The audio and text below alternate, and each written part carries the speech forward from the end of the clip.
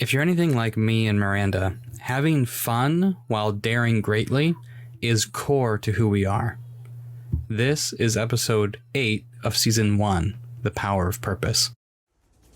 I am Sam Henninger, the courage coach for executives, and your host. Here, you can learn to make tough decisions through emotional intelligence and collaboration, to grow outside of your comfort zone through humble self-awareness, and to love your life by being truly honest with yourself and others. Subscribe and share with your friend. We release new episodes every Wednesday, Thursday, and Friday. Humor and creativity. That's what we're going to It's a fun one. Yeah, both of these they add some color to life, don't they? For sure. You were just talking about a lot of creative things before we started recording. Why don't we start with you? What does creativity mean to you? Creativity is being able to create, taking raw materials and making something beautiful or tasty or different. How do you like to use creativity? How do I? I'm leading the questions. I know the answers, but a big part of where my creativity is being focused right now is sewing. But I also enjoy baking, doing crafts with my kids. Okay. I was going to ask, is creativity just hobbies for you then? In a lot of ways, yeah. But there's different aspects of creativity. And you can look at it in so many different ways. You have the aspect of actually creating life. That's an element of creativity. Like that's an element of creating, though. And you have taking materials like fabric and cutting it up and make it into some item through sewing. I think creativity is interesting because you have these raw materials, but usually even with the raw material, you refine it in some way. And then it is produced into something else. Like with baking, you have your raw materials, but you're still separating it out. You are breaking the things down. So like usually, like if you're making a cake, you cream your butter and your sugar together. And so like you're breaking the butter down in a way and using it to create something else. And with sewing, you take the fabric and you cut it up and you use it to make something else. And so you have these elements of you take something in its raw state or semi-refined state, where whatever you're using. I mean, we're not going out and picking the cotton and doing all of that. Like it's already processed to a certain point. But and the same thing with like the flour and everything. You're taking it from your raw state, refining it more or processing it more to get to the desired state. How do you see that applying to business and leadership? Yeah. Well, you have your raw materials, or you have your employees, your managers, your team that you're working with, and their raw abilities. In a lot of ways, you have to refine them. They have to go through a refining process to get to that desired state. And that's even on a personal executive level too, where you have your raw abilities and you have a desired state and you have to go through a process to get to that desired state. How does creativity help you be better? Having a creative element, you can find new ways to get to that desired state. If you're looking for creative options, you're not just saying, okay, well, only path to point B is a straight line. You can say, okay, well, maybe I need to make this detour over here and go over there. And this is how I actually get to point B. And I think it goes back to that adaptability from before, where you're more willing to experiment and say, I think this could be a viable option to get me to my desired state. Am I willing to look into it more and to accept it and take that path. Mm. So creativity being connected to adaptability. Yeah, I like that. And to thread things into our future conversations with Clifton Strengths, your number one Clifton Strength is developer, which goes back to your idea of being creative and helping other people grow. Tell me more about why that's important to you. By being able to look at things more creatively, it's easier to see the problem as just like a step in time rather than an end all be all sort of thing, where like, say you have a situation and you have a problem and you're like, okay, well, how do I need to address it? And when you have a creative mindset, then you are more able to look at it from different perspectives. You can say, okay, well, here's my perspective. This is what I'm seeing. What is the sales team seeing? What is marketing seeing? What is production seeing? And like going at it from different angles versus just this is what the executive sees. And you're more able to be willing to look for the whole picture and see what is going to be the best solution for everybody rather than just one group or person or aspect. So you see creativity being linked to humility, curiosity, empathy, even in finding innovative solutions to personal or business problems. Yeah. Wow. When you think creativity, we started just now with you talking about hobbies that you love. And that's awesome. And I think that's where we tend to go when we think of creativity. We think of arts and crafts. At least that's what I think of. But it actually captures a lot more ideas too. Oh, yeah, for sure. And I think why our mind goes to these like hands-on things is because we can see the process and feel the process. But when you're looking at them at these abstract, more intellectual or business related problems, it's something that you can't always pick apart and see what's wrong. And usually the problems are on a larger scale. And so it takes longer to look at it, or potentially could take longer to look at it. I think using these hands-on, more hobby-based creative moments, you can practice that. And the more you create something, then the more you can look for other creative options because your mind is already in that creative space. So our kids are really into Mary Poppins right now. And you reminded me of Spoonful of Sugar. Yeah. Where the first opening lines are, in every job that must be done, there is an element of fun. You find the fun and snap. Job's a game. Yeah. And thinking across my education, my professional development, whenever things have been the most productive, it's when I was having fun doing it. This is going to strongly relate to my core value of humor, but keeping it on your idea of creativity, I think having that element of fun in all we do really helps things move along. Yeah. When otherwise they would be torture, maybe.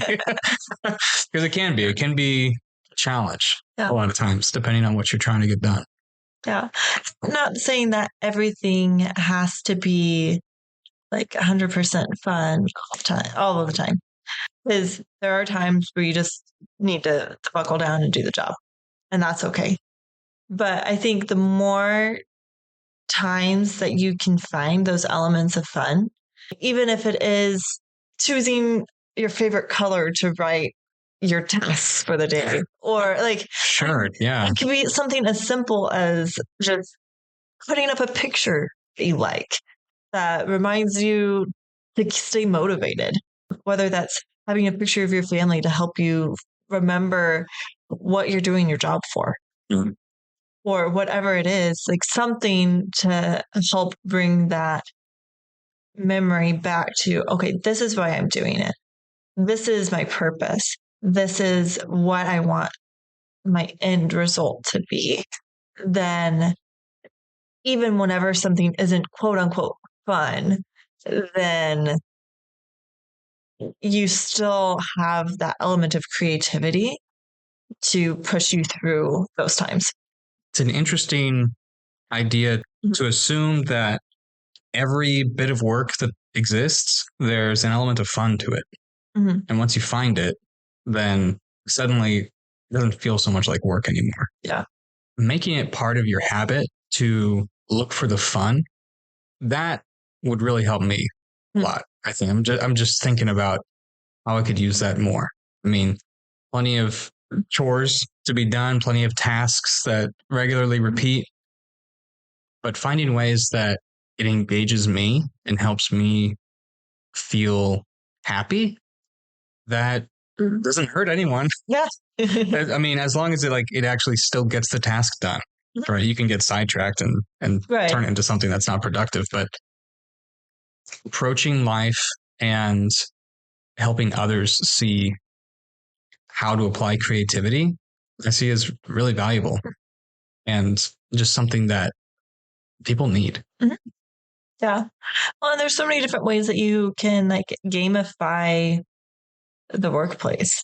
Like if you go through a lot of like paper trash, put a basketball hoop up by the trash can. I mean, like, yeah, it's cheesy. Oh, it's so cheesy. It's so cheesy. But you have this element of play. You have this element of game. And maybe you do it ironically. Yeah. And that's what's fun about it. But like it makes, oh, well, I am throwing another piece of paper away, like that much more fun. Yeah. Or where if like you have all of these like different, if you reach this certain number of products or sales or whatever, then you have some sort of game and the employees can play to win a prize or something. Like there's different ways that you can do things. But get creative with it. Like, yeah, you can do like the cliche, like office games and everything, like the basketball hoop or whatever. But then you can also like bring in other elements of creativity where if you have a lot of long calls and you have someone that needs to like keep moving, then have a fidget toy, or there's different things that you can do to allow them to still be doing their work, but like filling those needs that they have to make it easier to do their work. Mm. Yeah, I think it definitely takes a thoughtful and unique approach to each thing, because obviously we're all here to get work done, right, at home and at your job. Well, in the office. In the office, right. But I'm definitely one of those guys who felt like he was too cool for school in a lot of ways. And thinking about examples of how to increase fun and creativity in the workplace or at home, it got me thinking about the times where those corny things have worked is when whoever brought it up really leans into it. And you can acknowledge that, yeah, this is corny, but we're all going to do this together. And that helps someone like me roll their eyes, but say, okay, fine, I'll be part of it. And then once you're in it, it's sort of like when you're a kid, you never want to take a bath, but once you're in the bath, you never want to get out. Yeah.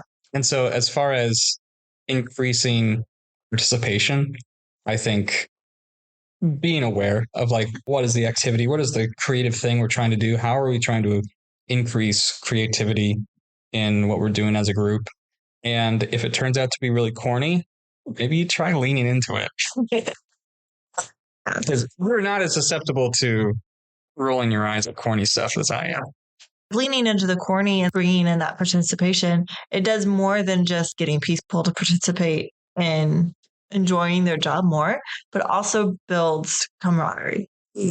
And other ways that you can do that too, which when people get along with the people they work with, they enjoy their work more. Yeah. If you didn't know that, you should. Yeah, go figure. That's simple logic there. You can have other things, regular work events, where whether it's formal or informal. My sister with her job, they regularly get together like once a month and do like a game night. And they sometimes, I don't think they ever really meet at the office and do that. It's usually at someone's house.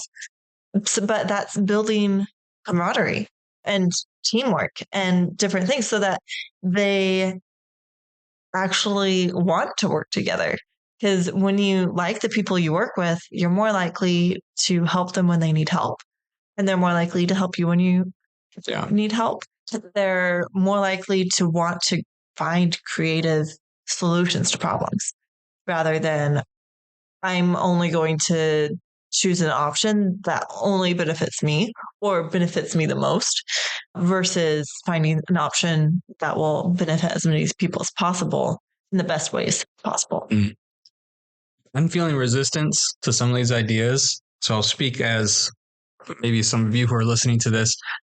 And I think I understand why and what the solution here is.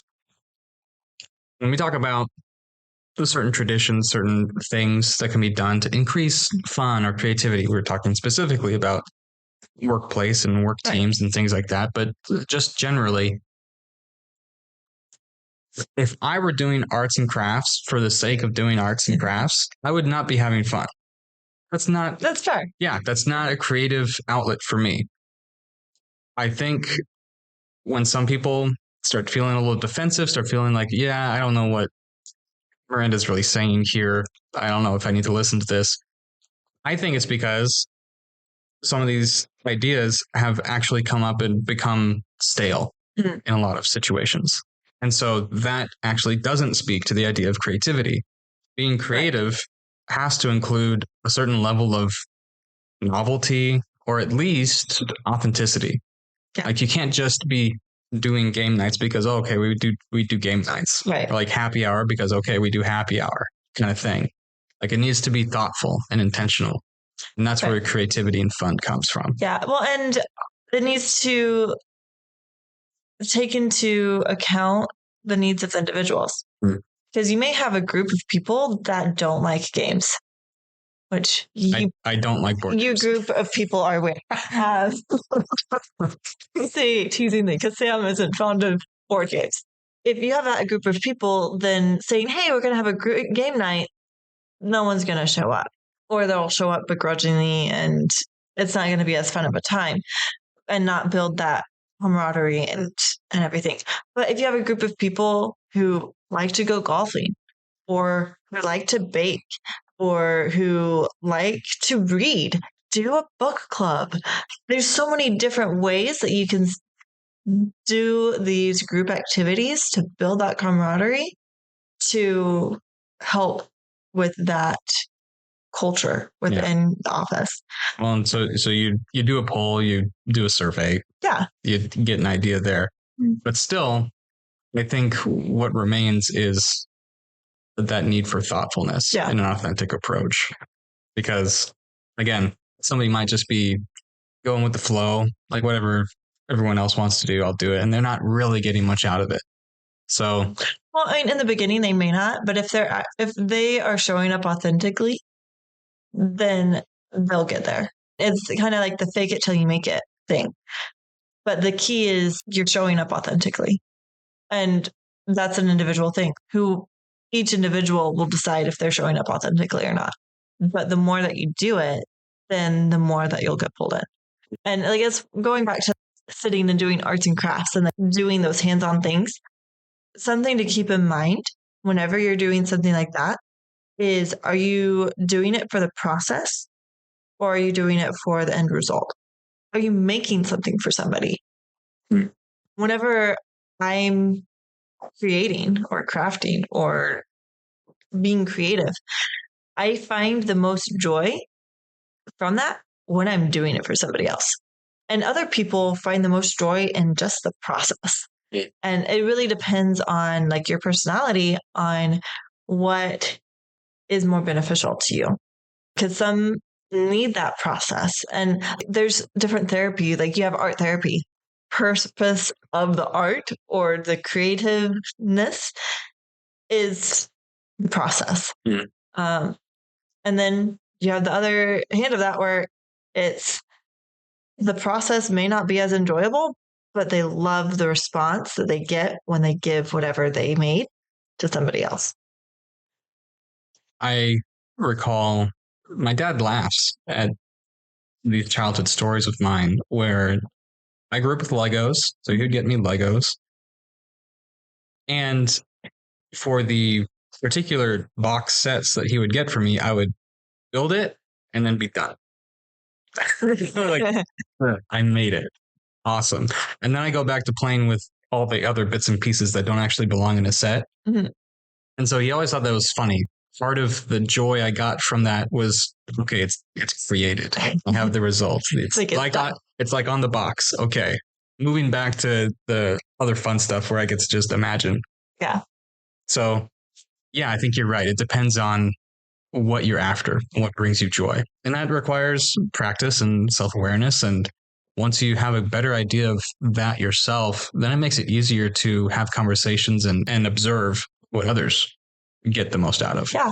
And it's trial and error and figuring out, like, trying different things out. You might really enjoy painting. You may really enjoy woodworking. You may enjoy refinishing and restoring antique furniture. It depends on so many different things on what you would actually enjoy. And you may enjoy all of it. And that's okay. Sure. You may enjoy woodworking for the fact that you can build a structurally sound product, regardless if it looks pretty or not.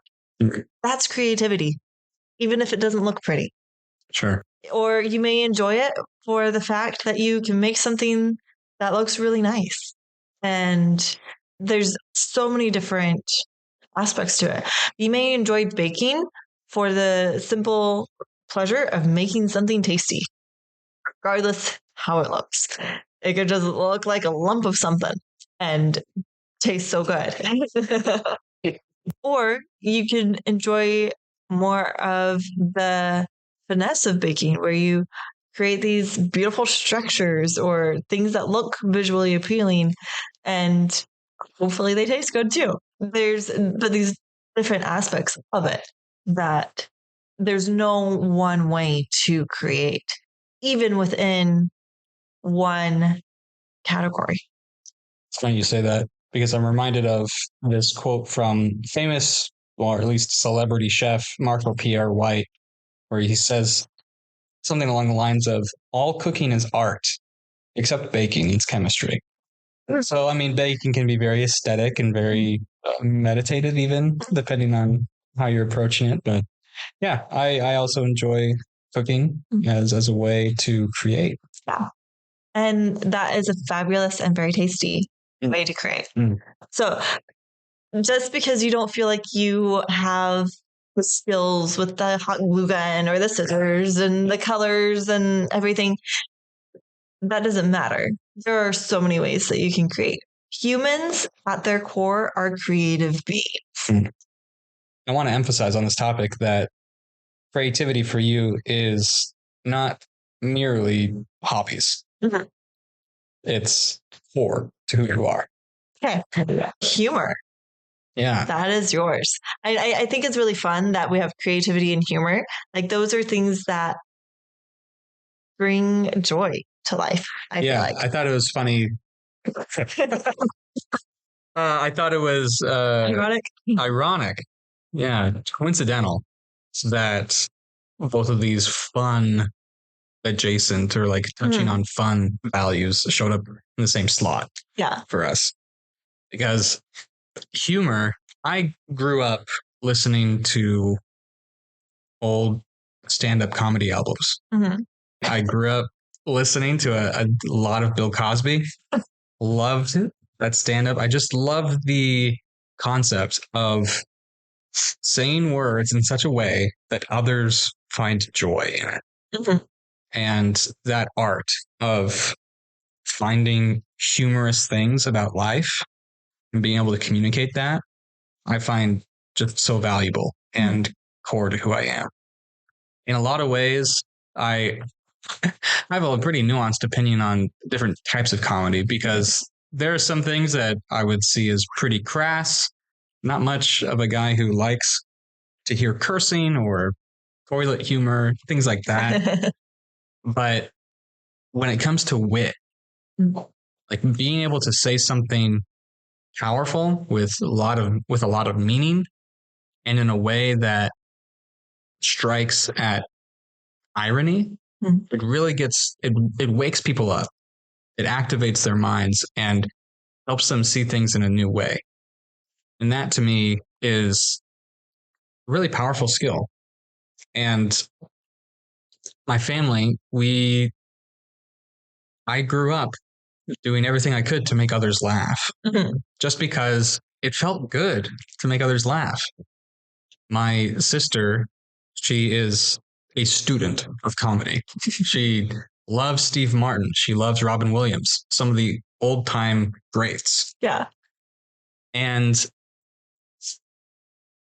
when I look at, say, Robin Williams, we can see sort of the Pagliacci, the crying clown, the one who lives to make others laugh because they themselves are terribly sad. And I think that that's unfortunate. Yeah. But I don't know that the desire to see others smiling and laughing is something that has to be connected with sadness within yourself. Yeah. Yeah. I think when you do have that element of sadness within yourself, that need becomes that much more powerful because you don't want others to feel that way. You need others to not feel that way. Yeah. You find so much more joy whenever you do have that balance. It's not to say that I haven't been there because I am a recovering people pleaser and I have experienced depression and anxiety before. But what humor means to me is purer, and I'd like to think overall healthier than just that. Humor means being able to connect with others like a static shock very quickly. And oftentimes, humor doesn't even require words. There is the slapstick comedy and physical comedy. There's different styles of comedy for every person. And learning other people and what they find funny can be very engaging. It can be a very creative thing to learn to do. Well, I mean, for example, our 4-year-old, he went through a period where the funniest thing to him. The story is we went to a local parade and he was 3 at the time. Saw some tractors in the parade. There was a green tractor, of course, green tractors. And there was an orange tractor. Yeah. And then there was even a purple tractor. And so he would just put a qualifier on the word tractor and whatever that other word was, be it a color or anything. Yeah. He just thought teddy bears or like anything. Making any sort of combination would include a tractor. He would crack himself up endlessly. Well, he's like, tell me a joke. Tell me a joke. And that was the joke. That was the joke. Was purple tractor. Yeah. So we all know what makes us laugh. And this is something that I tell my little brother. The art of humor is not in making yourself laugh, but making others laugh. Right. There's plenty to be enjoyed in finding something humorous yourself. But if you really want to connect with others, then making them laugh is the goal. One reason why I think humor is so important to me, so core to who I am, is for that very reason that it leads to connection, that it breaks down barriers and leads to camaraderie in a way that helps people deal with big emotions. Yeah. Or even just big events. You think about people in the military, people who go through horribly, terribly stressful events, whether they're, victims of a disaster, things like that. But let's just say military. There's this strong culture and tradition of having gallows humor, black humor, just messed up, dark. Yeah. But they do it and it's natural because it helps them deal with some of the very stressful things that happen in life. Mhm. I think I've been around a number of people who live there a bit too long and that becomes a bit of a downer. Mhm. But all this to say, there are so many different styles of humor and comedy that can connect people. They can help them have a cathartic experience. They can help them access their emotions, release emotions that need to be, and make room for healthier relationships. Well, so what's coming to mind right now is The Marvelous Mrs. Maisel. If you haven't heard of it, ask your wife. She's probably watched it. But like in the final season, the main character, Midge, she is a writer for a comedy show, a comedy talk show sort of thing. And one of the episodes, they have this actor, comedian, made author. He wrote a biography. And so he's wanting to have the joke writers of the show to come up with some jokes for him. And then she talks about using his life. She's like, well, just take elements out of your life. And like, life is funny. And so pulling those elements, even if they may not seem funny, taking that creative spin on them and saying, okay, well, what is funny about this situation? Whether it's dark or sad or happy, like, what's the funny element? As this relates to my very core value, which is courage, I just made the connection based off what you said. Too often, I've thought to myself that my situation in life, my thoughts and feelings, and where I'm at are completely unique. No one's experienced what I've experienced. I'm isolated in that sense. And when someone has the courage to talk about it, like you're saying with this character who goes deeper, instead of keeping things light and just like witty banter, it makes it really about what's going on for him, what really happened with his family and how that affected him. Suddenly, it goes back to the connection. When you have the courage to say what's really real, Yeah, it makes it easier to find humor in it. I think there are lots of bad comedians, bad humorists that are flippant in a way that diminishes the power of that. You think of a lot of Marvel movies today where every dramatic moment is undercut by some silly comment. Yeah. And like that can be a powerful thing on its own, but when you overuse it, look, I have a lot of opinions on comedy and how it's done and the landscape of comedy today. But I want to draw home this point that takes courage to say what's really real. But when you do, usually you can laugh at yourself when you realize, oh, actually, a lot of people have experienced something similar to this. Well, and I think that's where the humor comes in, where when you can laugh at yourself, the audience feels like, whether that's one or two people or a huge auditorium, they aren't just laughing at you, but they're also laughing at themselves. They're like, oh yeah, like I felt that, like on some degree. Or I've seen that in a family member or a friend, or like they're able to not just find the humor in your situation, but the humor in their situation. Be like, oh, okay, yeah, I'm not the only one. Yeah. It's the essence of social media algorithms, the hashtag relatable content, where the embarrassing thing that you thought only you do or is done in the privacy of your own home. It's actually something that maybe a lot of couples, I get a lot of couples media or like bad reels served to me. My algorithm's all messed up, but maybe it's actually hyper focused on where I'm at in life. Well, so how does this relate to in the workplace? Humor, I do think it's important to say, not everyone is good humor. It's a skill.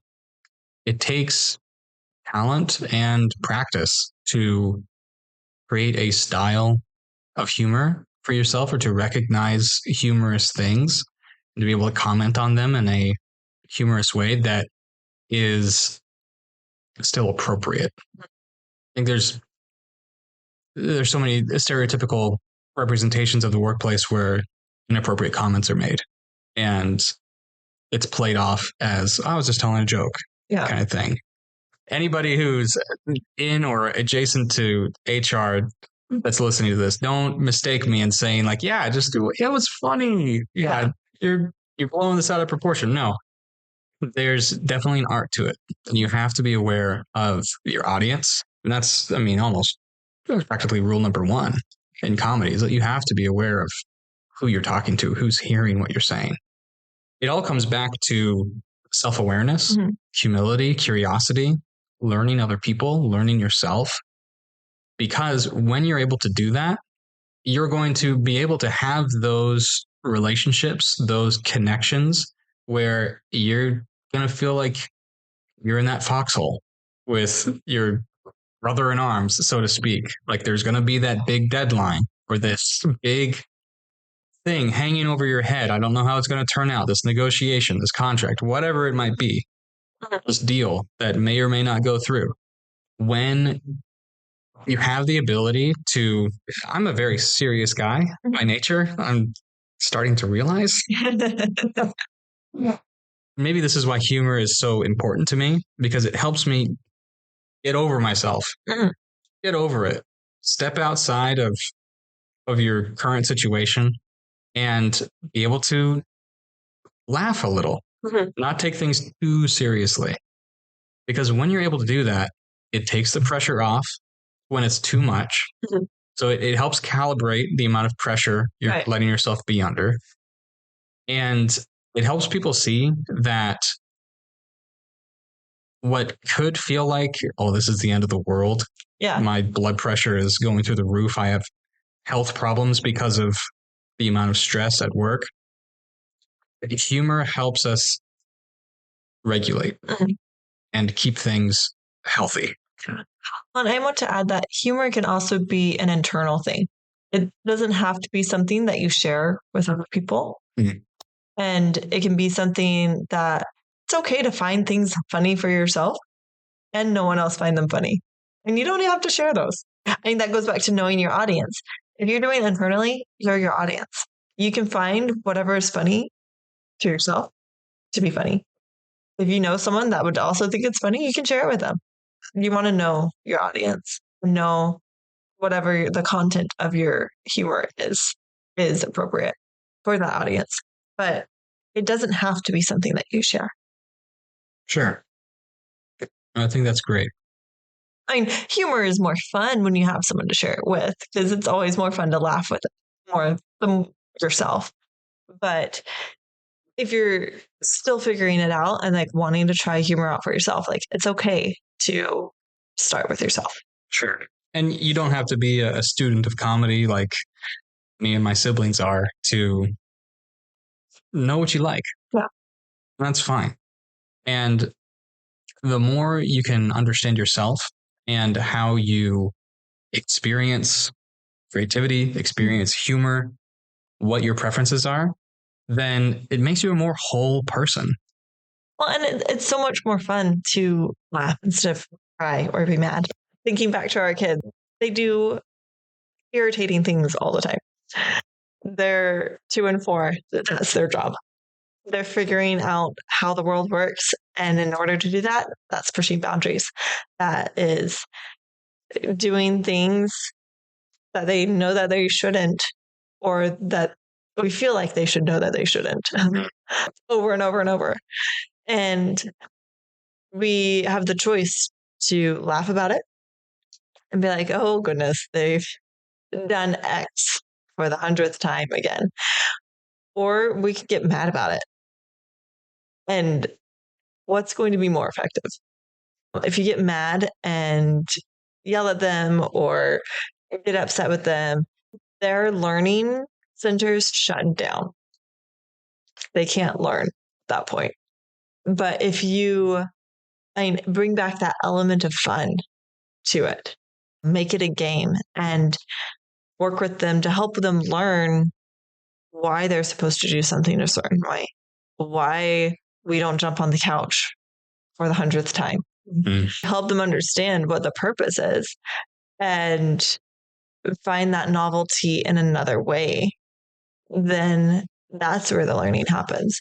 And it's very similar for adults too.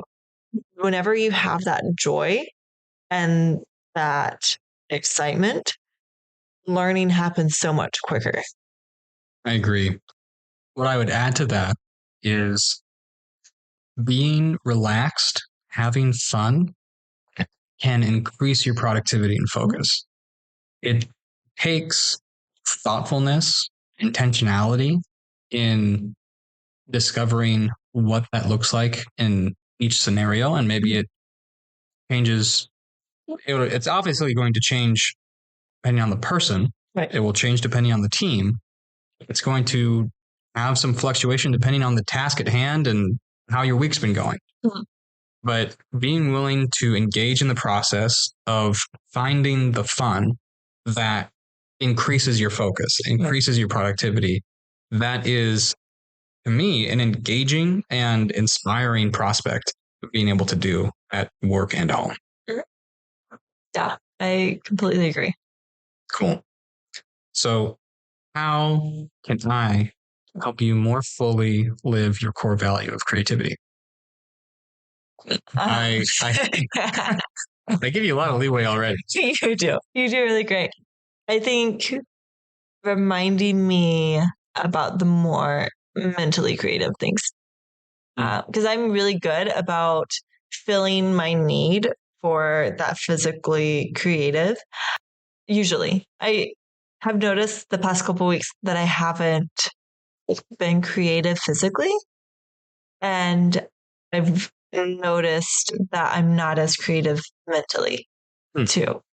And so I'm less likely to want to go and do something that the kids want to do. I'm less likely to want to keep things in our physical space more orderly, which I feel. And I'm like, ugh, and I just feel sluggish. But the more that I'm physically creating, then the more I want to go and do these fun, silly things with the kids. The more that I want to create within our business. So having that physical outlet for me is really important so that I can have that mental outlet too. Okay. What does reminding you about mental creativity, what does that mean? I think it's just checking in, making sure that I'm being physically creative to help inspire that mental creativity. Okay. All right. That sounds like reminding towards intentionality. Yeah. Because you are already doing a lot of your hobbies every week, but making generally. Sure. Okay. Yeah. Generally. Making sure that you're being intentional with that time. Okay. Yeah. So how can I help you incorporate that humor more? Right now, it's feeling more like reminding me to not take things so seriously. And as I say that, I wince because that could easily become nagging, right? It could easily be received as judgment. But what I'm committing to do now that I'm asking you to do this is to be open to that, to those reminders. And perhaps we can, as it's going on, as you're here and there reminding me to laugh, get over yourself, don't take things too seriously. We can work on wording or how I could better receive things, but it's just I want to engage in the practice of not taking things too seriously. Because again, take life seriously. It's what we got. Yeah. Right.